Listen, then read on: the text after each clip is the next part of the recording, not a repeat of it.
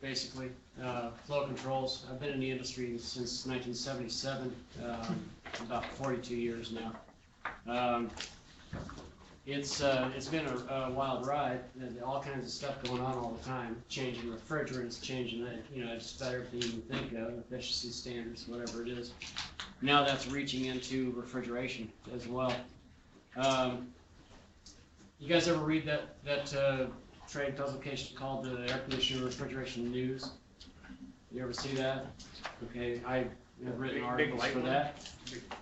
Kind of big, that one? Yeah, it's a big sheet, yeah.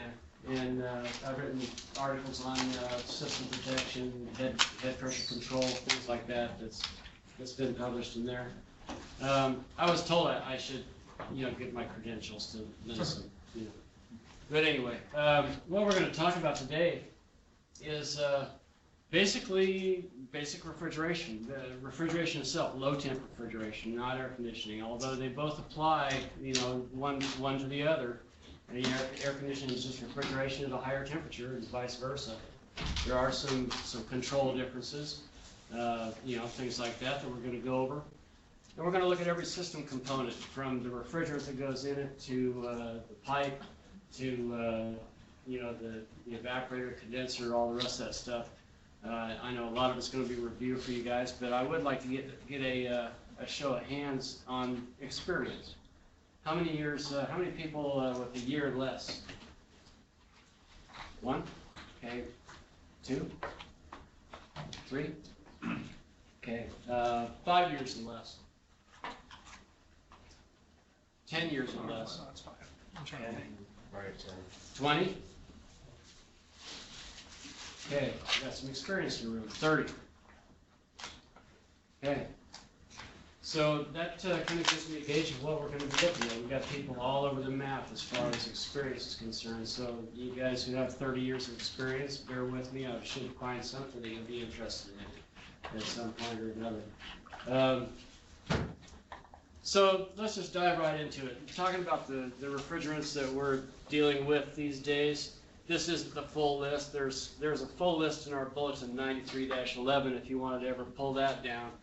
Of all the approved refrigerants and the oil combinations that Copeland approves. But the original refrigerants, R22, 502, and R12, those were all CFCs, chlorofluorocarbons. And so you've got refrigerants that basically are taking the ozone layer and destroying it with the chlorine molecule that they bear when they break down or they get into the atmosphere. So that's why R12 and 502 immediately went away. HCFC R22, that's fine. It's been going along just fine. Now it's starting to be phased out. You can probably tell that by the price of a 30-pounder of 22 is up around what, $700 now.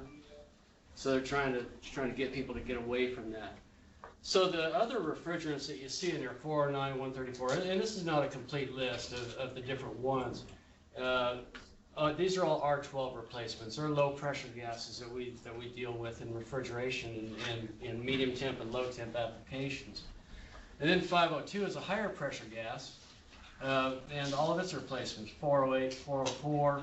404 has been used quite a bit, 507, and those refrigerants have been used exclusively for refrigeration. When they got away from the original R12 and 502, they went to 22, and they were doing all the refrigeration with 22 in supermarkets and all the rest of the stuff. Now, they had to go to, well, we've got to get rid of R22, so now we're going to go to 404A and 507. Now 404A and 507 are on the chopping block.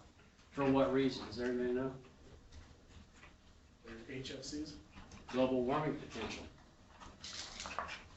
And that's what they call it, global warming potential. So if you look at this map of this chart, CO2 is the baseline for this. 1 pound of CO2 released to the atmosphere does 1 pound of damage to the atmosphere. Okay, so it's a baseline. When you look at the refrigerants that go up through here, they start getting bad, they get bad and bad and bad, then they get pretty bad. Like 404A, 3,000, well, just call it 4,000 pounds of CO2 effect on the atmosphere for every pound released. So when you're talking about 1,000-pound receiver in a supermarket, on the roof of a supermarket, and that 1,000-pound receiver is empty, you just dumped 40 million pounds of CO2 up there into the atmosphere. Okay, so that's why they're going to do away with 404A. They're going to go to other refrigerants that do similar to the same work. So there's a couple different things that when you're talking about global warming potential that we're talking about. Our industry itself does about 10% of the damage to the atmosphere. The rest of it is all other human activity, you know, methane, whatever like that. It's not all just CO2, but it's CO2 equivalent emissions. When you're talking about total Earth warming index, this is something that comes up from time to time. Direct global warming is caused from things like refrigerant leakage. But the indirect global warming is from energy consumption. In other words, you have to assume that not everybody's as fortunate as us to have hydroelectric power. They are burning coal. And when they burn coal, it's costing a tremendous amount of global warming to do that coal burning. So when you take an amp, the amp draw of a compressor, you convert that into kilowatts, and how much coal was burned to do those kilowatts, that's what that number assumes. So here we're looking at what do we got left. What are we going to do? Here's 404A, and by reference, you got the 2,000 level there, 4,000's out here someplace actually. Okay, just to leave it on the chart, 3,922, this 404A. Now we're trying to, this is pressure. When we're talking about pressure, we've got low pressure gases like R12, 134A-like gases. We've got the 404A-like gases up in here, similar to R22 as well. Then the 410A gases that are of higher pressure than that. And then CO2 clear at the top. Okay, CO2 is being used in a lot of applications these days. Coke machines, things like this, you might run across it out there. But primarily CO2 is being used in subcritical applications in supermarkets and that kind of thing. So what we're trying to do is we're trying to move the refrigerants that we're using down below this 500 pound mark, that 500 global warming potential mark right here. We're trying to get everything down there. So you're talking about taking, you know, 404A, 22 like that, get rid of them, coming back in with the interim gas like 448 and 449, then those are going to actually be replaced down in here. But that's when you get into some really weird stuff. Look at the mildly flammable gases. That's what we're having to deal with when we get down into these lower realms of global warming potential, is flammable gases like propane, isobutane, R32 and HFO blends. So those are the things we have to deal with. Here's R290 right there, and it's red. It is A3. It's flammable. You have a leak, you blow things up. 150 grams of propane per unit is allowed by the U.S. government. So you're talking about a half horsepower condensing unit, something like that. So that 150 gram limit to the amount of charge. That's internal in a building. That's like if we had a reach-in cooler right here, okay, with a half horse unit, we could have that inside with 150 grams or less charge. But once we go outside, where we don't have the possibility of pooling a bunch of propane in a room, we could run 1,000 pounds of propane outside. So, you know, and that kind of thing might be that there would be refrigerated plants that's going to sit outside and pipe in glycol or pipe in CO2 into the building to do the refrigeration. So you have a couple different temperatures there. This makes sense? Good? So this is your class. So, you know, I mean, if you got questions, of course, you know, fire them right at me. I like questions just as much as I like standing here talking to y'all. So. Look at the basic components. Let's look at them individually here. I think we all understand that refrigeration is just the process of taking heat from one place where we don't want it and taking it to some place where we don't care and getting rid of it, right? I mean, that's pretty much air conditioning, refrigeration, any of that stuff. Anything that has to do with the refrigerant, that's what happens. So I'm not going to spend a lot of time, but there are differences. The evaporators, for instance.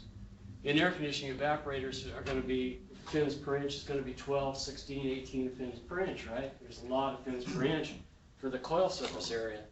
On refrigeration, you're only talking about 8, 6, 4, like that. When you're talking about 6 fins per inch, 4 fins per inch, that's low temp applications.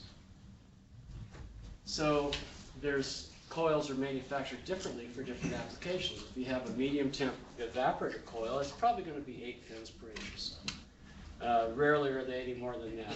And why would you imagine that is? Defrost. Absolutely, for defrost. Because they make frost immediately upon, because they're 25 degrees. In the 35-degree walk-in box, that coil is going to be 10 degrees colder because heat always flows from a hot thing to a cold thing. And so we're going to take the heat out of the room by having that evaporator be the cold thing, and all the air that's moving around in the space is going to come to it. The BTUs are going to go in, but it's not going to rise that high. So, you know, you're going to end up with a 25-degree evaporator that ice builds on immediately. Clear ice is not really a problem.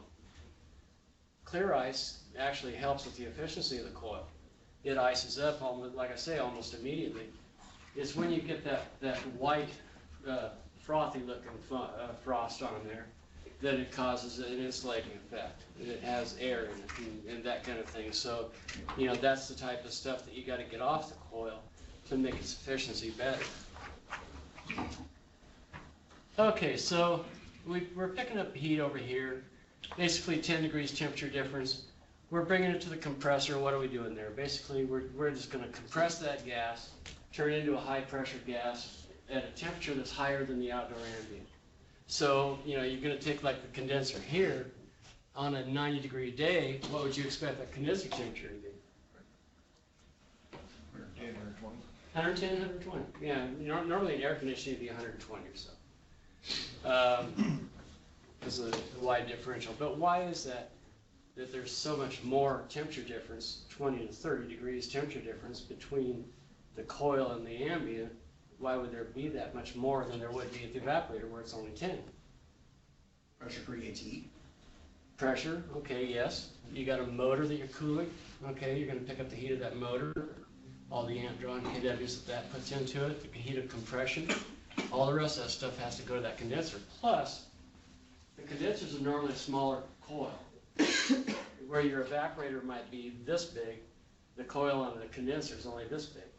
Okay, so it's double the amount of TD to be able to get rid of the same amount of BTU, plus whatever else is coming from the compressor, the compression. And so condenser is, again, probably going to be 8 fins per inch, something like that. You don't want to have so wide a spacing on the condenser that you can get stuff stuck in there really well. It has to be wide enough spacing though to be able to blow out with CO2 and get the junk out of it. You know, because it's a constant job in the springtime coming up on this season with cottonwood and all the rest of the stuff. You guys know about that. You know, it's hauling a 40-pound jug up to the roof and blowing out condensers, right? So, you know, there's that going on. Then the expansion valve.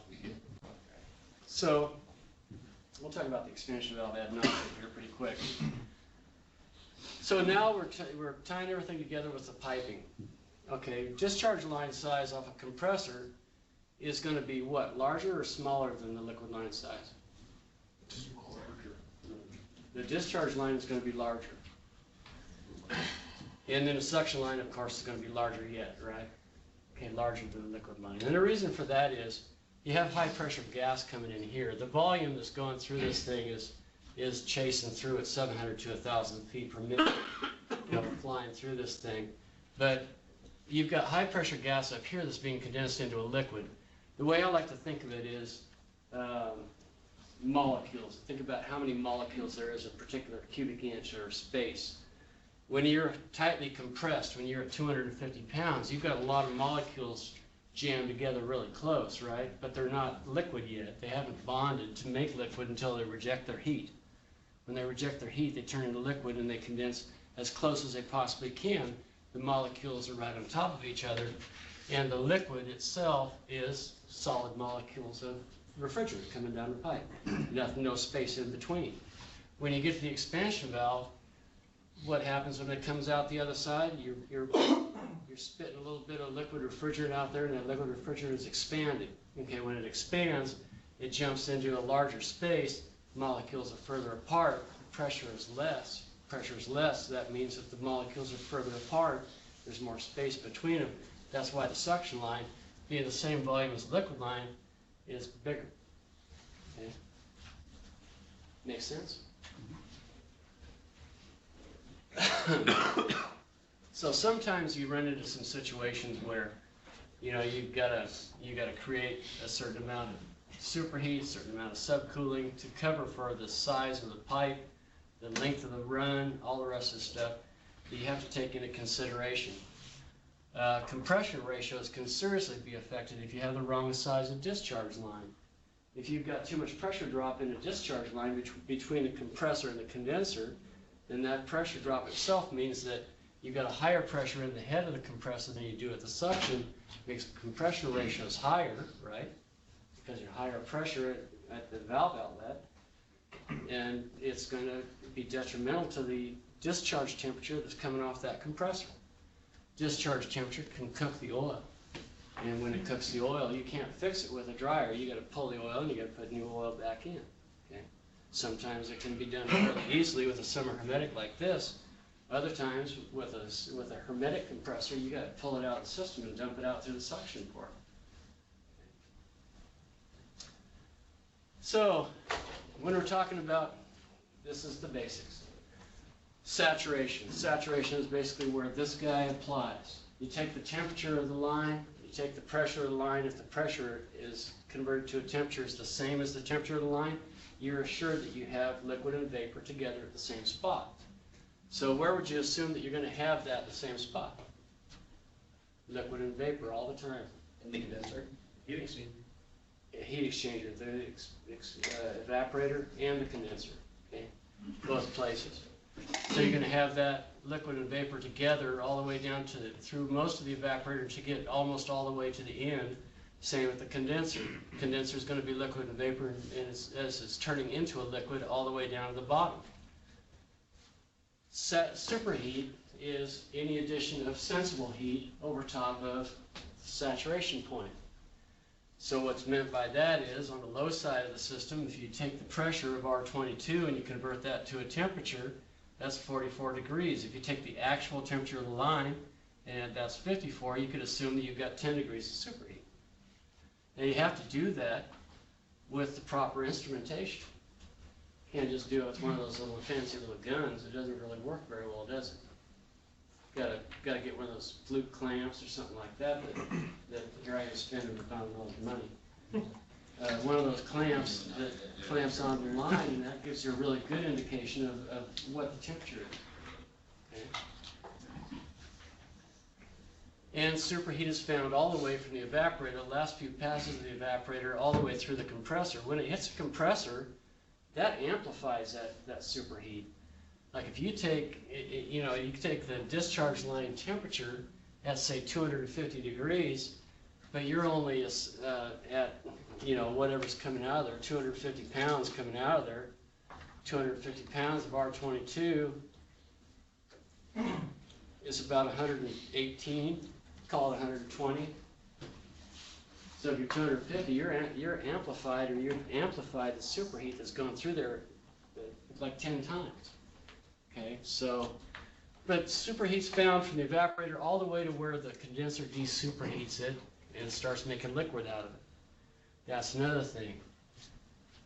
Making sure that your superheat is not too high at the compressor really has an effect on the discharge line and how much of this condenser you eat up by trying to de-superheat that gas. You have to de-superheat it before you get into any liquid making at all. So making sure that your expansion valve is set up correctly for your evaporator and your return to your compressor is not too high. It makes sure that the discharge temperature is not too high on the discharge part of the compressor. So subcooling, that's the other side. Basically sub is below.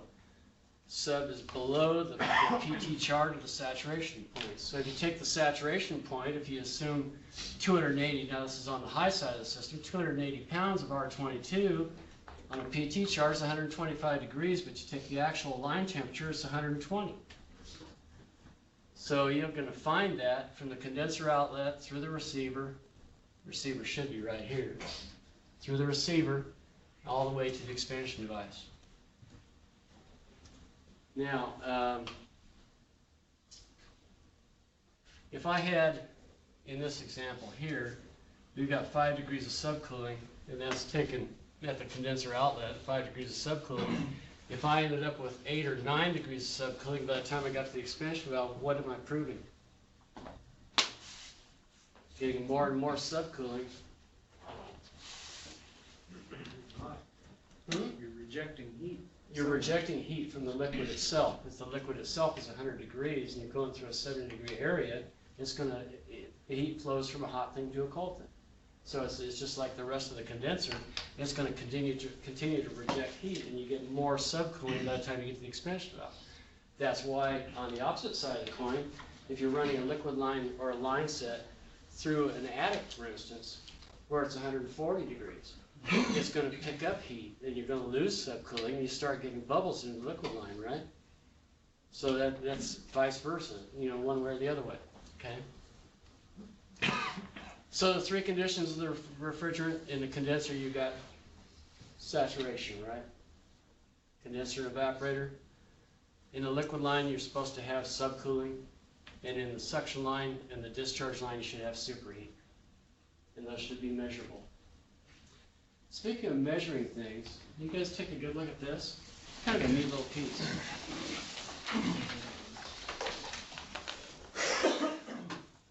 We threw this together because there's a lot of people that call us from all over the country, and they want answers to, what's going on with this compressor, what's going on with this system. And, you're constantly asking them questions like, well, what's your suction, what's your suction pressure, what's your discharge pressure, what's your, superheat, subcooling, amp drop. And, they usually say, it's good. And I say, well, did you put gauges on it? And so, and it goes back and forth like that a couple times. And if you can just shoot something like this at them and say, hey, if you fill this out, I'll bet you by the time you get done putting all this information down, you will have figured out what's wrong with that system. Because there's a lot of stuff there. But on the back side, it's kind of a neat deal. And this is kind of where I go every time I'm talking to a serviceman is what's your superheat, what's your subcooling, what's your suction pressure, what's your discharge pressure, and what's your amp drop. Because suction pressure and discharge pressure means what to your amp drop? The higher the suction goes, what? Higher the amp drop. Higher the amp drop is going to go, right? So there's charts that we have produced for your use that are available for every compressor we make. It tells you what the amp draw should be at a given set of conditions. Head pressure and suction pressure. And it's very simple and it's easy to get. Everybody's got one of these, right? Yeah. Have you gone into Emerson's website or your app store and typed in Emerson and pulled down Copeland Mobile? Copeland Mobile is a great tool. It's what it gives you is the capability of typing in either a compressor or a condensing unit model number. You only need the first 4 or 5 digits, and you can select from a whole bunch of things that are going on with it. What refrigerant you're running, all the rest of the stuff. And there's a diagnostic area for every compressor, and it's very, very good. It also gives you part numbers, so you can check if Katrina's giving you the right parts. Oh, and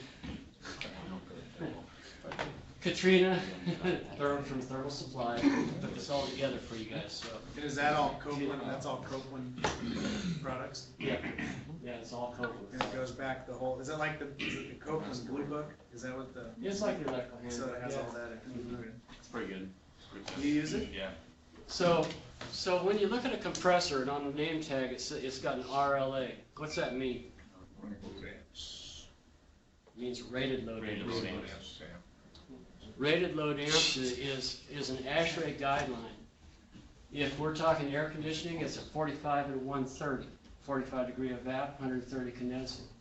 We're talking about refrigeration, we're talking about a number of different numbers besides that, to 25 degrees of evap and 120 degree condensing, and on down the line until you get down to minus 20 and 105. But every one of those is an ASHRAE designated rating point for a compressor. So that particular compressor that you're looking at that has an RLA on it is going to be the rated load amps at those ASHRAE conditions, in other words 45 and 130. If you have other numbers than that, like your head pressure is lower or your suction pressure is higher or lower, it's going to affect what the amp draw is by significant amounts. So you have to have that data, and that's what's in Copeland Mobile.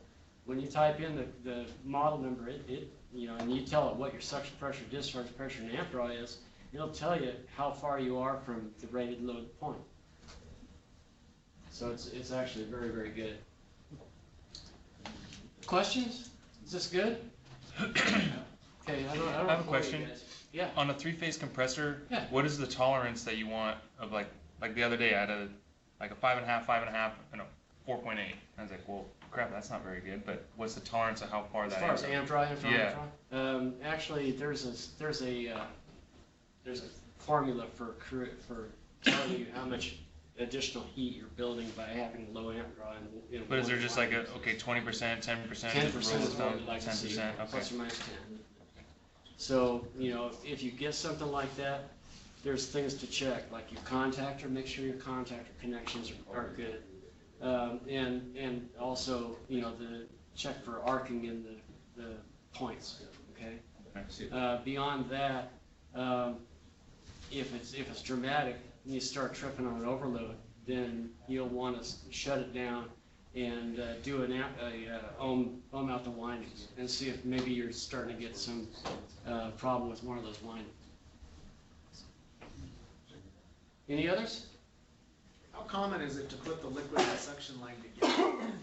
It seems like we see that once in a while on split systems, where they'll actually join them, or they'll run the liquid line inside of the suction line. Hussman will do that from time to time on their cases. A lot of the writing stuff's that way. Are they? Yeah, it's a heat exchanger basically. They're subcooling the liquid. Yeah, there's a sort of name for that. It's called.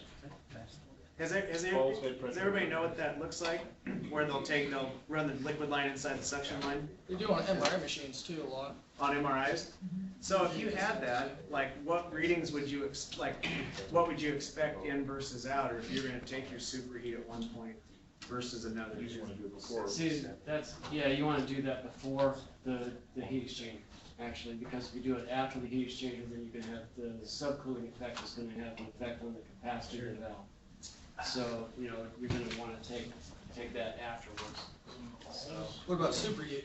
You want Superheat after before. the exchanger. yeah, before So the you're gonna have higher superheat exchanger. going in your compressor than you would normally set up. It's You- going to be set up. It would be a little bit higher, yes, because you're heat exchanging between the liquid line or liquid and suction. You're going to be gaining a little bit of heat in the suction. So, Yeah. a place you're really going to want to pay attention. Where you pay attention is at the compressor suction bell. See what's going on at the compressor as So far you as take your superheat after the heat exchanger. take your right. If the heat exchanger was here, okay, you'd want to be downstream of it, of course. But take your suction superheat here and watch your discharge temperature, because that's the indicator of when you're getting outside the range with your suction superheat, is the discharge temperature itself. Well, there'd be kind of two variables at play there, right? Because you have your outlet of your evaporator, so your superheat would tell you how much of that evaporator you're using, right? Or how much, but then there's a maximum that you're looking for on the inlet of the compressor too. Yeah. You're trying to balance those, right? And from what I've seen from the Hussman cases, they tell you that you're supposed to they tell you what your reading should be at a particular point. They don't have adjustable superheat on their expansion valves. So they just don't have an adjuster on them at all. And so they're preset from the factory. They build those 8, 10, 12 foot long heat exchangers and send them through a braze furnace. and they just lay a piece of solder. They attach the like a 3/8 liquid, the 70th suction or whatever like that, 5/8 suction. They attach it all together with the solder, lay it right in the junction, and they send it through a braze furnace and it melts it right in, so it solders them together. And that's what I see in Hussman. And then they actually have a recommendation on where to take the superheat reading to make sure that the expansion valve is working correctly. But other than that, you know, that's all I know about those things. They're set up for them, prioritary, and then blanked off. The way that they run them, they'll send an expansion valve out to them to play with, so they set their superheat exactly the way they want it, then they cut the thing out of the system, they send it back to us, and we emulate exactly the conditions that they have for their superheat, so that they get hundreds of valves that are exactly the same. And then they're non-adjustable in the field. Well, like the Hill Phoenix boxes, they're wanting their superheat reading at the coil before they go into the separator. See, and they'll tell you, yeah. Separator. Not separator, the heat exchanger. Okay. Oh, so you don't run a lower superheat coming out of the coil expecting to gain superheat to that heat exchanger? No, they want it right after the 2 degrees, around 2 degrees, right after the coil. There's a port, literally, there's a suction port right there on the Hill Phoenix cases. We're seeing it the Rite Aids. There's a suction port right there on the suction line to do everything. You said 2 degrees of superheat? The manual I read said 6, but that may be something different. I looked it up on That may be for the different case. Yeah, Yeah, so. it's I mean, by model it's hit number. and miss what we're getting information from Hill Phoenix on the Rite Aid stuff. That's right. 15. Huh? It's a Yeah. lot lower than 15. So Copeland has a compressor that is wound with a Scott T. Right. Why? You would ask. I really don't have an answer for that. Why the Scott T winding is done that way. Oh, is that what that's called? Scott T with one winding that's like more resistance? Yeah. Yeah, it's weird, you know, and I don't know exactly, I don't have an answer for you for why we do it. I know it's done, and it's probably has something to do with efficiency or starting capabilities. So, you know. But I'll research it, and I'll find out, and see why we would do that. Because there's a couple different things we're doing right now that are really kind of out of the realm of, you know, what we've done in the past, because we're trying to get into efficiency standards that the DOE is dictating to us on condensing units and like that. And some of the stuff, you know, we're adding run capacitors, you know, getting rid of our SAA series or inductive start, inductive run. Everything's going to capacitor start and gaining the capacity now, or the efficiency. It's just like air conditioning went through the 13 SEER, 15 SEER, just like that. It's exactly what's going on right now with refrigeration. So. Okay, good talk. Lightning. I will get back to you though, Scott, to that question. Would you? What's your name? Rennie. Rennie? R-E-N-Y. R-E-M-Y? N. Okay. All right. So this has got just about every component you could throw at a system. I like it. Just shows all the different stuff. Who knows what number 10 is? Headmaster. Headmaster. Do you know what it does? It controls head pressure. It gives a solid column of liquid to your evaporator. Oh, what about this guy here? This guy. Number 5. Operator pressure regulator? EPR. No. Gas bypass, sorry. Hot gas bypass valve. Exactly right. What about this guy over here? What's up there? Number 14, oil separator, right. Okay, that's a quick test. Oh yeah, number 3. What's number 3? That's neat. Whistle. No, it's a crankcase pressure regulator. A crankcase pressure regulator. It's both. You'll see. Gotcha. Okay. All right, so when you're talking about semi-hermetic compressors, and when you're talking about small reach-ins, back bars, things like this, the K-body compressor like this has been around for years and years and years. It runs at 1725 RPM, it's very quiet. It's also got a real low height. And the other thing about it is it always has to have air blowing across it. You see an air-cooled compressor like this, and the condenser fan is on the cycler, that's not good. Because you've got to have air blasting on this all the time to take the heat away from the body, away from the windings that's inside this compressor to keep it from getting burned up. Okay, so always has to have condenser fan blowing across it. Unless it's water-cooled. If you run across water-cooled models like this, see these little fin surfaces right here? You can actually run copper tubing through there, around that wrapped up body of that compressor with copper tubing to run water through to cool it so you don't have to have a fan blowing on. Because you've got a water-cooled condenser sitting next to it that keeps the motor cool. But this is one of our newer models that does have the oil pump on it. You can see how the shaft is drilled, the way that shaft is drilled from a small journal to a large journal. It carries the oil better down to the end. There's no oil safety switch on this. It just has positive displacement for the oil, and it has this resistor or resistance point. Oil pressure is always volume and resistance. You know, it's a set amount of volume, set amount of resistance ends up with a net oil pressure. Okay. The oil pressure is squirted out through the different journals, the connecting rods like this, your center bearing, your end bearing back here.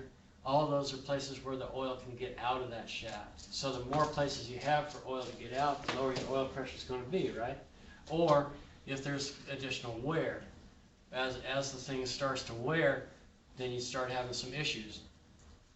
So what goes on with these compressors? They're very tight quarters as far as the suction service valve and the discharge service valve are on either side of the head. So you got a suction service valve coming in here. When that suction comes in, if it's got any liquid refrigerant in it, it's going to impact the side of the cylinder walls.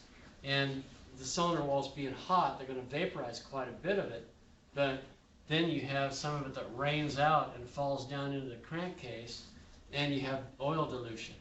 Oil dilution picked up by the oil pump and pumped out to the bearings means that you're going to have what? Worn bearings, right? I mean, it's just like putting diesel into the oil of your car. I mean, same kind of thing. It just dilutes the oil and it has no lubrication capability. So on a running floodback like that, you could expect that you're going to start losing that end bearing. If you do take the end of this thing off, you'll find that this little plastic tube that comes down here, dips down here into the oil, is going to fall off, and it's going to fall off on the inside. The only way to put it back together is to take the bottom plate off. Okay, so you don't want to do that. Okay, don't take that loose. So okay, that's air-cooled compressor. Now, yeah. Can I ask a question on the oiling? Yeah. So, I have a compounding compressor that, it's got an oil return line straight off of the oil separator, and I can never get the oil return line to cool down. So from one compressor to the next, one will be physically cold, the next one will be discharge temperature hot. The oil separator was undersized, so I took care of that. I thought maybe it was just mechanically failing from being undersized. I put the new one in there, and it's the same issue. So with that oil return line coming back into the compressor, is there something internally of the compressor that could cause that, like maybe that dip tube? You have more than one compressor on one oil separator? No, negative. I got two separate circuits, but one I can physically, basically I compare the two. They run the same. So, I mean. So what you're doing is you're running out of oil in one oil. I'm going to talk about oil separators in just a minute, but what you're doing is you're running out of oil at that one oil separator, and your float ball is not proving it. There's a float ball inside there, I assume. Is it temp right? HVACR or something like that. AC&R. Yes. Okay. Yeah, oil separator. It should have a float. And it does. I pre-charged it. What it recommended was like 17 ounces. Is the side glass oil overfilled? On the compressor? Yeah. No. Where's the oil going? Hopefully back to the compressor. Well, an oil separator, if you don't have a helical oil separator, you're only about 60% efficient. So 40% of that oil is still getting out to the system, and if it's ultra low temp, like Yeah. it says, compound, Yeah. it's ultra low temp, it's staying in your evaporator. You're not gonna be able to bring it back till you go through a defrost. Defrost should bring it back. Because what that'll do is open up your expansion valve more, you get a greater volume, and your suction velocities will come up.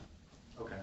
So, try to get the oil back out of the So evaporator I may be first. low on oil. You may be low on oil in the separator itself, but that ball should be closing off that return line, so you're not getting anything coming.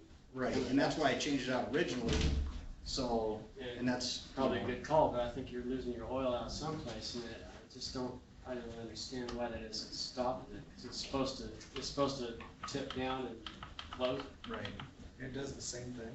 Yeah, I cut the old separator open and it functioned fine mechanically, so. It's got a removable side glass on the compressor? Yeah, Have you thought about putting a float on the compressor itself? I guess I could. I mean, Not that far. even though it's, yeah, I mean, that's a thought, I mean, if you Yeah. can't get the thing to stop leaking by. Cause it's just getting discharge gas back to the oil line. What's the float do in the compressor? Float on the side glass of the compressor, you'd have a float right here. And we're gonna actually talk about it in just a second, so. That's the next segment. Suction cooled compressors. It just like the name says, suction's coming into the end belt through the service valve, hitting the screen and dropping the oil out of it. The oil's coming back through this check valve right here. Check valve is there for startup. When you have startup, if you had any migration at all of liquid refrigerant back to the crankcase, what happens is the pressure goes down in this end really fast, and it tends to explode. If that check valve wasn't there, it would shove all the oil back up into the motor end, and you'd drag the rotor in the oil. Okay. So another problem with having this check valve there, though, is that once you start getting some wear in the piston rings, and this is after years and years of running, but when you start getting some wear in the piston rings, you get blow-by, just like your 63 Falcon, right? Then you start getting a little bit of blow-by, and that pressurizes this into the crankshaft or crankcase, presses that ball shut, and all the oil that's coming in starts filling up in this other end. When it starts filling up in the other end, what's going to happen here? It's going to start falling. Okay, when it falls to a certain point, you're going to start sucking vapor with your screen here, and your oil pressure switch is going to shut the machine down, right? 120 seconds and it's done. So it shuts it off. You come out, and it's got you can hit the reset button and it'll start back up because your oil level's back, right? The oil level's back because it was all backed up in this motor, and as soon as it failed, as soon as the oil failure switch stopped it, that oil came in and filled you up to a half a side glass. So it looked like nothing's going on. You're going, oh, there's nothing wrong with that. Hit the safety, off she goes. Nothing happens for probably the whole time you're there. By the time you get home, it's tripping again. So, something to think about. Oh, okay. Scroll compressors, as far as hermetics, I think you guys know about scrolls, enough about scrolls. Is there anything you want to talk to you about scroll? You're not comfortable with? Okay, similar hermetic recip compressors. Suction's in a different spot. Suction is coming up, it's directed across the motor windings down and then compressed out through the discharge muffler, down and around the backside of this compressor, and up and out the discharge there. Now, why would you have this loop going around here below the oil level? Refrigerant doesn't condense in oil. Well, if it's running, it's hot, right? So you're not going to have any condensation into the refrigerant or into the oil. It's also low pressure. Actually, the only reason for that pipe to go around there is so that when the motor starts inside there, see it's mounted on springs, when the motor starts, it jostles about 10 degrees. And if it wasn't there, if it went directly to the case, then it would just crack it off and break it. So it's a relief loop. Little shot of digital. I've been here and talked about digital before, but what we're really doing here is we're just separating the scroll tip so it doesn't pump in a window of time.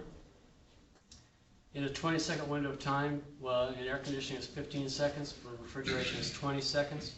If we are pumping for 10 seconds and not pumping for 10 seconds, that's 50% unloaded. So you could say that a 10-ton compressor of this nature would be running at 5 tons. Easy enough. Okay, oil separator. Here's one on the supermarket rack. I forget where that's at, but oil separator, return lines, all the rest of that stuff coming back to the compressors. These are low temp compressors. Note the oil or the head cooling fans. Okay, they also have, some of them have oil coolers underneath the fans.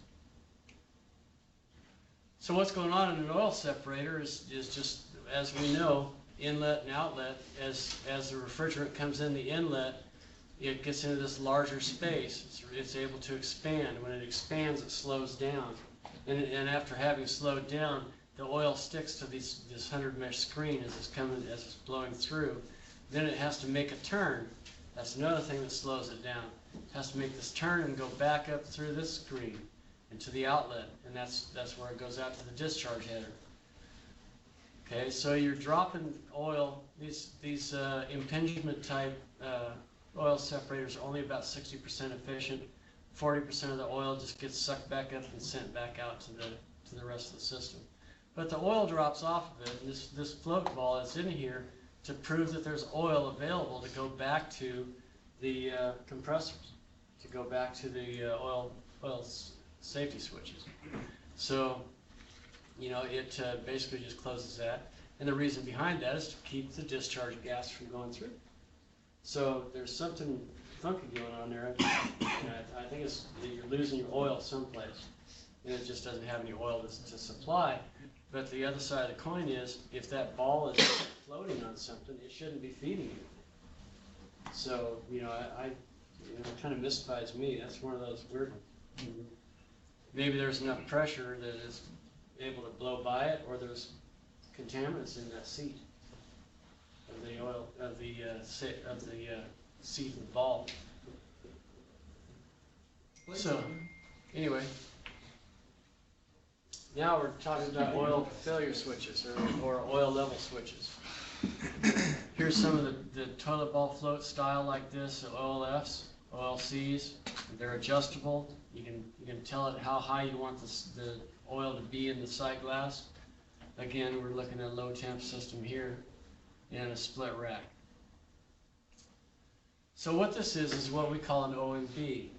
OMA was the old aluminum models of an oil failure switch. The new brass models like this, OMB, are pretty much bulletproof. It's an electronic control, usually used on scroll compressors, but it can be used on anything. Actually, the bolt patterns, the 3-bolt pattern is perfect for any semi-hermetic compressor that you want to put it on. It's solenoid energized. So what happens is the float is in there at half a mass, basically at half glass. And what happens is when the oil level falls by 1/8 of an inch, it'll go into a time period, and it waits to see if the oil is going to come back. If it doesn't come back within that time period and raise that 1/8 of an inch, then it's going to start filling the compressor. It'll energize the solenoid, the oil starts flowing in, and then once it hits its center sight glass location, then it goes into another time delay period and then shuts off. If it can't fill the sight glass within 2 minutes, if it can't fill up the compressor within 2 minutes, then it's going to alarm. If it does that 5 times in 2 hours, it's going to lock out. The only way to get it from out of lockout is to cycle the power to it. It's 24 volts off the transformer. So you just pull the plug, let it reset, plug it back in, should take off. So what we found out with the old OMA model is that this whole thing pivoted on this shaft right here. this nylon would float on the oil level and give an indication by these magnets that are in the plastic here as to whether one was down, up, or down, center, or up. There's 3 of them, and their polarity is mixed. Down, center, and up was basically 3 different locations of magnets that were set to be detected within the electronics by the Hall effect. So what happens is the material that's flowing around in the refrigerant oil and like that has ferrous material in it, like whether it's bearing surface or parts of a scroll. You know, scrolls have a little bit of wear product when they run anyway. But that was coming back and sticking to the magnets and actually getting enough of it on there that it would make that float stick. So what we did was we put the magnet on the top of a mast and put it on a boat so the boat floats in the oil. So the closer that the magnet gets to the control at the top, it tells it that it's full or it needs to fill. Okay? So that's just a better mousetrap. Here's something that people don't consider sometimes is oil line filters. Coming back from your oil separator back to your oil level controls. You've got to have something that's going to filter the refrigerant and dry the refrigerant as well. You know, this has just got a filter. It's a 3-micron filter, but the good ones have Deskin in them, so that if you're dropping out with a turboshed type oil separator, even if you're just using a standard oil separator, only 40% of your oil is getting out to get to a filter dryer. So when it gets out to the filter dryer, it can be dried. The other 60% is coming back directly to the compressor without going through a dryer. So that's why we have oil line filter dryers to do that kind of action. Can those handle discharge gas if your float gets stuck? Or? They do, yes. Yeah, because it is in that line. It's high pressure to low pressure, you know, coming through there. So, okay, Headmaster. That's how it's piped in. You got a line coming from your condenser to the bottom of it. You got something coming from your bypass. The bypass of the condenser, it goes in here. Then you got your receiver connection. It takes it down to the receiver. So the way they work is it's just for fans. Instead of fan cycling, we use a Headmaster. Headmasters work very, very well. They come in different pressure ranges. You can't just throw one on there and figure it's going to be right. Depending on what refrigerant you use, you're going to have different ratings. 195 pounds, 140 pounds, 95 pounds for the low pressure gases like R12. But in this case, this is going to be something like R22. So, you know, we're talking about 195 pound head on this. So on a 100-degree day, you wouldn't expect that you're going to need any fan cycling. You're just going to be running the fans for everything they're worth and not worrying about it. So that's exactly what's going on here. We've got 260 pounds of head pressure, 20-degree TD on our condenser, and everything's happy. What's happening is the discharge gas comes in, and it comes through this journal right here, and it presses against a diaphragm. This diaphragm on the head side of this has a nitrogen charge of 195 pounds. So dry nitrogen is set in there. There's a charging stub right here. Actually, I've had guys actually cut that charging stub off and put an access fitting on there to change the pressure range of the control with dry nitrogen.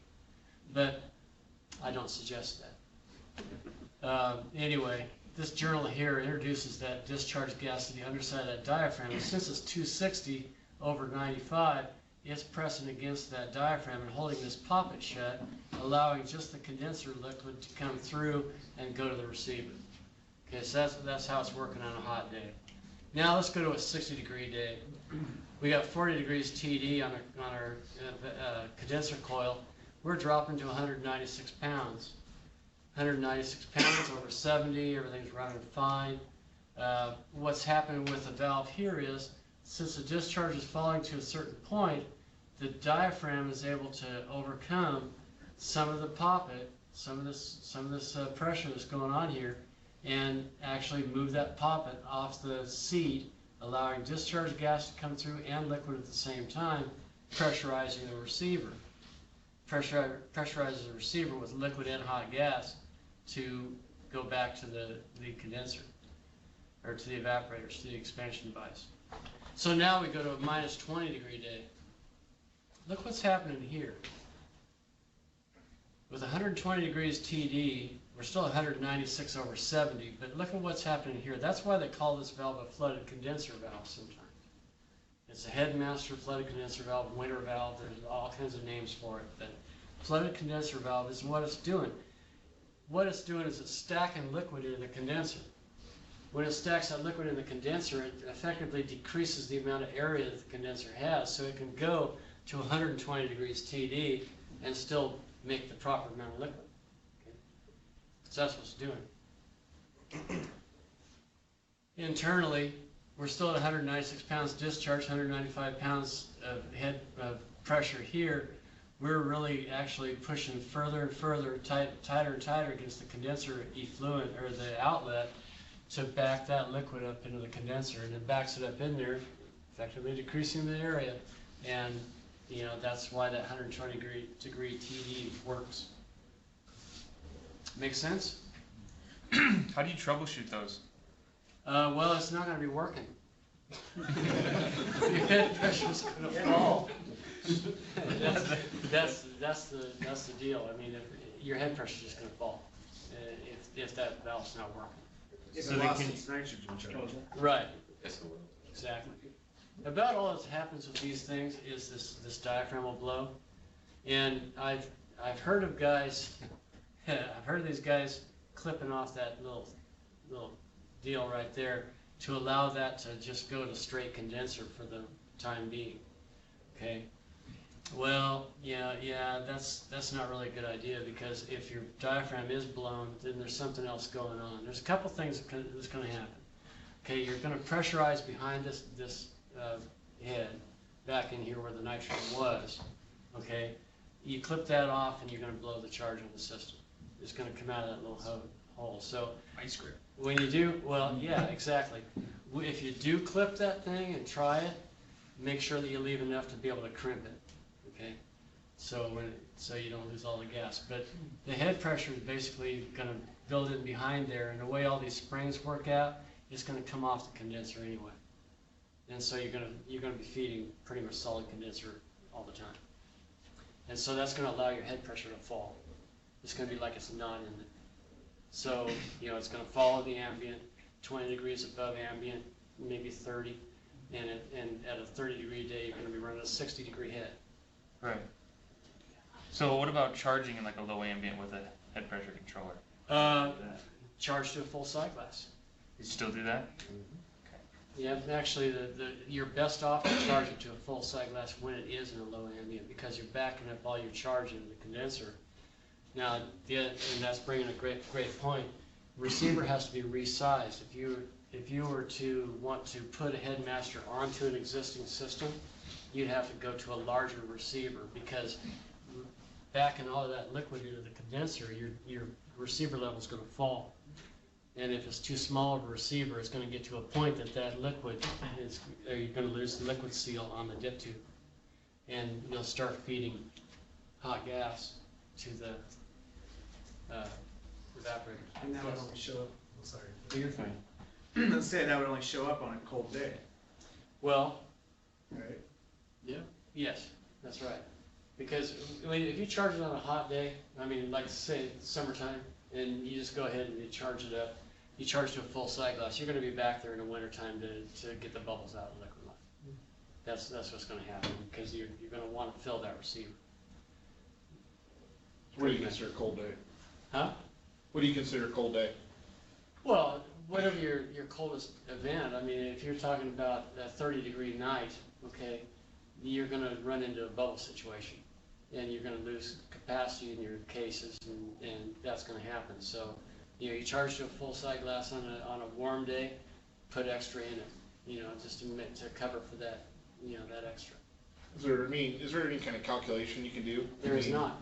Well, yes, For the receiver, there's is. a volumetric formula. there is for that, but you could look at your condenser, you could look at the tubes, how many tubes there is, the line size they are, the return bins, and add all that stuff together and probably go to about 90% of what your condenser fills. I need you to write that down. 90% of your condenser flow based on tube size. Got it. I mean, Yeah, because we're just, that's the problem, is you get out there at 7 o'clock in the morning and you're trying to figure out a way to charge the system, and the worst part about it is we're dealing with a lot of built-up cases that there is no, you can call the factory, they don't have no clue. And then nobody, it's all special order stuff, and even the people that worked on it before you were really nice, didn't give you any information. Don't even write it down on a Sharpie, don't nothing, this is what this takes, this is what this takes, this is what I pulled out this time, this is what I pulled out this time, and these systems, some of these systems have been in there for 15 years this way. And so with what a lot of us are dealing with is these Rite Aid accounts that you go up to and you have no clue what's supposed to be in the system. And Rite Aid's a pretty good stickler. We want to try and get it right the first time, because if it's not, they say, well, I don't care, it's a warranty, call the next time. yeah. And so a lot of guys that we're dealing with is, all of them have Headmasters on them, they have remote condensers, and we're having problems getting the charge right.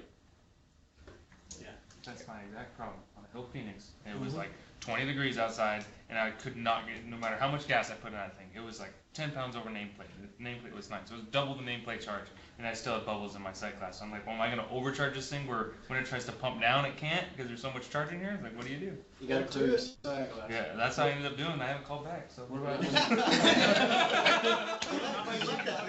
So how much did you end up putting in there? like 23 pounds when nameplate was 9? That's about right. right. And that's That's where the. between I like 19 you and 23. that's where we're getting from, about 19 to 23-ish pounds. I work off a precision guesswork.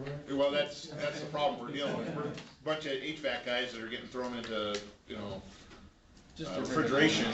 When in and doubt, kinda add more gas. trying to, That's a whole nother problem. yeah. Well, It is the same thing, but it's kind of a, there's so much mystery behind the Headmaster and how to actually charge it, because I had a guy say, well, I put an ice bag on the head of it, and that allowed me to charge it correctly. And I'm looking at this guy scratching my head and said, it's dry nitrogen. It's not gonna do anything. it's Yeah, do it. the head of it, yeah. Just feel better. And, It made him feel good. but he was satisfied. But then I asked him later, I said, well, did you go back in the wintertime and put the rest of the charge in? He goes, yeah. So. Yeah, but it's- that's where, so we're just mainly trying to get to a full sight glass all the time. Does it matter what the indoor case is? Like if the indoor case is like 80 because they've been trying to defrost or whatever? Actually, that's gonna add some load, quite a bit of load, and you could be getting bubbles, residual bubbles. Yeah, I don't even take a Right. reading. So that's the problem I was having because I was like, well, the sight glass is bubbling now, but if I clear it now, is it gonna be way overcharged when the Right. load is. Yeah, you have to take your load into consideration. It's not even looking at it until it's like 40 degrees. I know. If it's a 70-degree day, you're gonna have bubbles in just a regular refrigeration It didn't get below 52. So that, when you were talking about actually counting the tubes on the coil and all that, if we're walking up to a unit and we got no information on it, it's flat, is that basically the best way to go about blindly trying to charge this? No, Depends on the like I said, 23 pounds, I told you. The best way to blindly charge it, the best way to blindly charge it is just go ahead and fill it until you get a clear cycle. And especially on a hot day, when you're doing that, if you had the box is hot and everything else, then yeah, getting that side glass clear is just gonna be just about right later when you need that additional refrigerant back up in the condenser. So Right. you can't make much of a mistake in the summertime. In the wintertime, yes, you could get a little bit anxious. But, We yeah. got reliefs for that. Yeah, Head pressure, well, head pressure safety. yeah, it's not a mystery. I mean, really, it's just that you can look anywhere you want in any of I've looked in lots of publications as far as how the Headmaster's supposed to be charged, and there's no really good data on how do you do it. The best guys in the supermarket do it, just like I just said. In the summertime, charge it until it's clear, go back in the wintertime and finish it off. And So like at a 40-degree day, if we, for like tomorrow, which I'm going out to one tomorrow. 22 pounds, Judge. Charge it to full sight glass. look at your receiver capacity, you know, I mean, Well, it's already got charge in it, yeah. and so, yeah, I guess you look at my receiver capacity, and I know what was put back in it. See, it benchmarks, every time that it gets colder, it benchmarks further out, further out, further out, because it's backing more and more and more into the condenser. Depending on how far you are from the ambient, you know, from, you know, the TD. At 120 degrees TD, yeah, you're gonna be using almost that whole condenser to back liquid into. You know, so. We're not getting down to -20, so I mean, we only. No, you're not going 20 to, here, but you're gonna be 20, I mean, it's gonna be 30 tonight, probably. Yeah, You know, so, you know, what a perfect time to go out there and just have that. Sure. Yeah. So the 120 TD, is that pipe in versus pipe out, or is that? That's liquid saturated versus discharge air? temperature against ambient. So that's. That's where you wanna stand when it's cold out? Yeah, Okay. right next to it. Right, any more on that one? we had more refrigerant, big boxes, right? Does that make any sense? Actually, we're just fighting this one, I got to do it today, and we're fighting one that's, the box temperature just won't come down. Yeah, So I gotta be low, that's the only thing I can think of, on charge. well, don't put ice on the head of it. Oh, no, I'm not. Clip the tube, Clip the just tube. clip that. We lift the pigtail. Hey, they taught us that in school 25 years ago. That's the way to test it. With the R12, Back when they had tablets. your recovery Not machine. like I think you're supposed to spit. You Yeah. know, it really bends your mind is going out to an Albertsons, one of the original Albertsons that has the 95-pound Headmasters on there using the R22. That's like, what in the heck were you thinking? They did stuff, but different. Well, there's a method to their madness, and it saved them a lot of energy, you know, to run their head pressure down, their compression ratios were lower. The only thing was, expansion valves get really ticklish when you get down around 30 pounds of pressure drop. So, receiver. What's the receiver for? Store the liquid. Why? Solid column liquid. Temperature fluctuation. Temperature fluctuation there, right? Because that expansion valve, depending on the load, that expansion valve is going to open and close, and as it opens, the receiver level is going to do what? It's going to go down because you're feeding more liquid refrigerant. And then as it closes back, it's going to fill back up. So the receiver is a slush pot, basically for additional charge necessary to keep a solid column of liquid coming to the sky. So you look at a receiver like this, it's got 3 pipes on the top. One of them is dropping liquid refrigerant down to the bottom. The other one is a dip tube that picks it up and sends it back out to the expansion device. And the third one is what? Pressure relief. And it's to vent outside. When you have a larger receiver like this, it has whatever the local fire department deems as too much refrigerant. They want to have that vented to the outside. If there's a fire in your equipment room, this turns into a bomb. Okay, so you've got to have a pressure relief valve on there that's vented outside.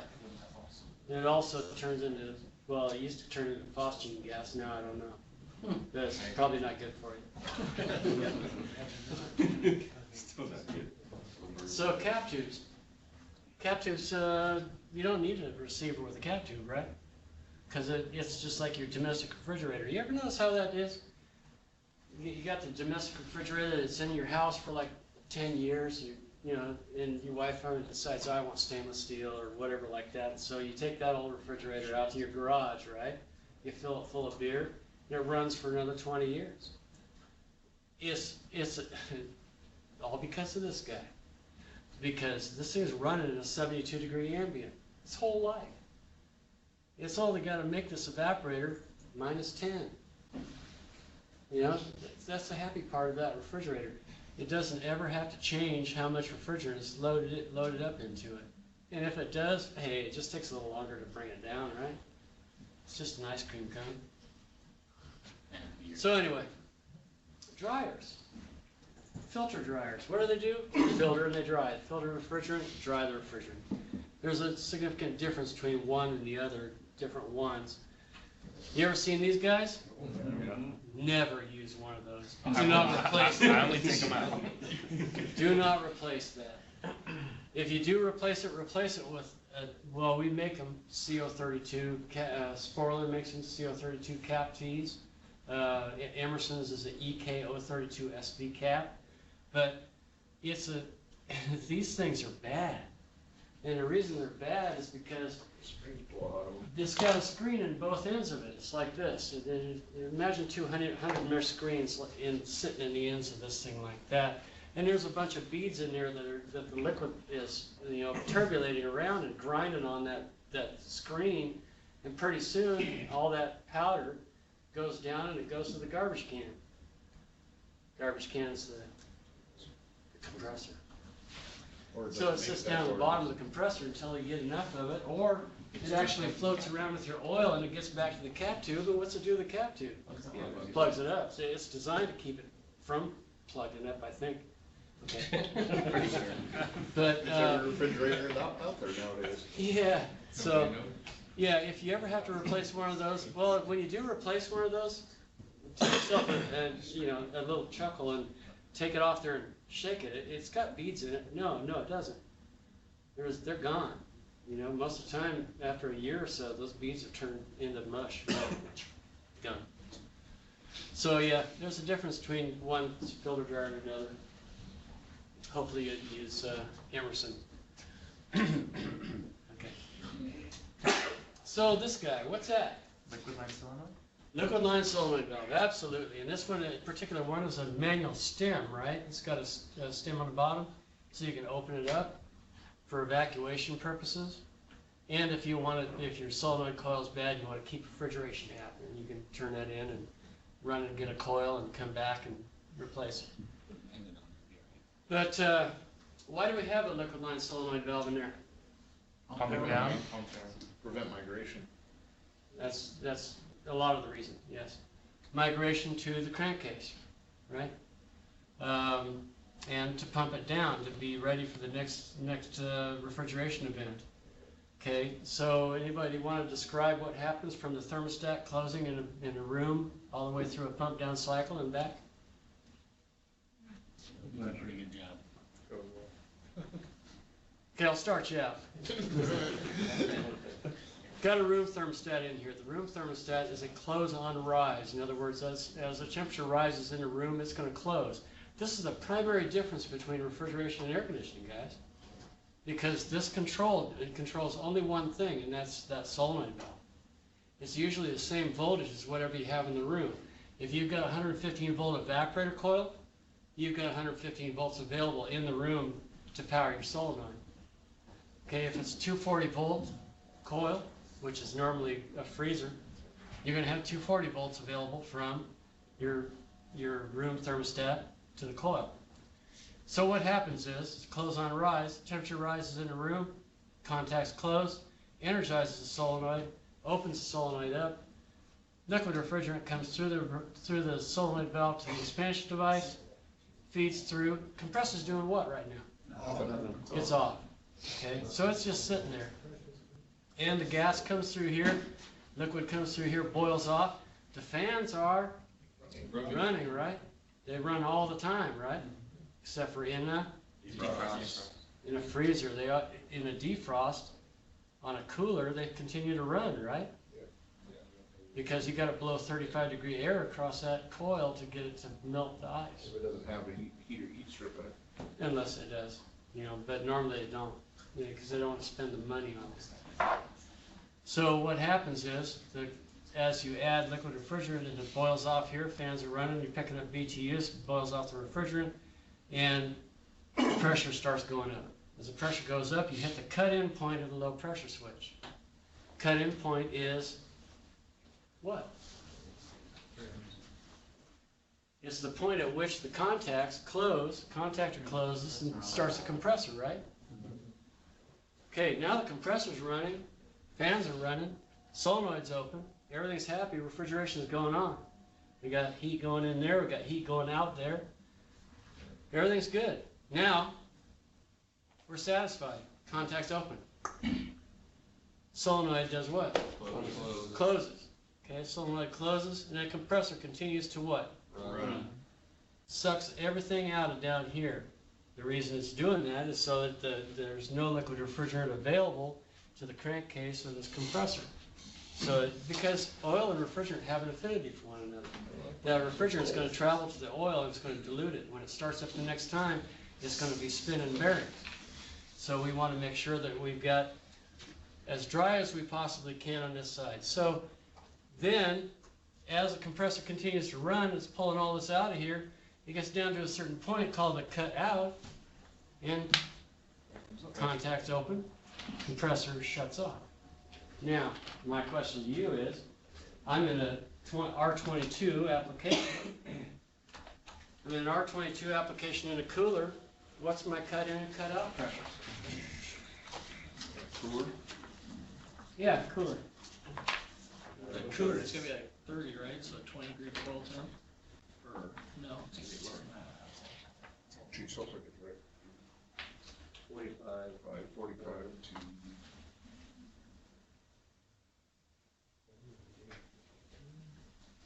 Ninety- 27? 45.